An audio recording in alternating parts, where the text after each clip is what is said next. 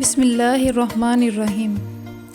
ایک دفعہ حضرت موسیٰ علیہ السلام کوہ طور پر اللہ سے ہم کلام ہو رہے تھے تو انہوں نے اللہ سے کہا کہ بنی اسرائیل والے جو آپ کی اتنی نافرمانی کرتے ہیں تو آپ ان پر عذاب کیوں نہیں بھیج دیتے تاکہ یہ سب ختم ہو جائیں، آپ کتنے نافرمان ہیں۔ تو اللہ نے فرمایا موسیٰ تو میرے لیے 50 مٹی کے گھڑے تو بنا۔ تو حضرت موسیٰ علیہ السلام نے فرمایا کیوں نہیں، میں ضرور بناؤں گا۔ حضرت موسیٰ علیہ السلام گھر چلے آئے اور بہت محنت کے بعد وہ گھڑے بنا کر اللہ تعالیٰ کے پاس کوہ طور پر لے گئے۔ تو اللہ تعالیٰ نے فرمایا اے موسیٰ ان گھوڑوں کو اب تو توڑ دے۔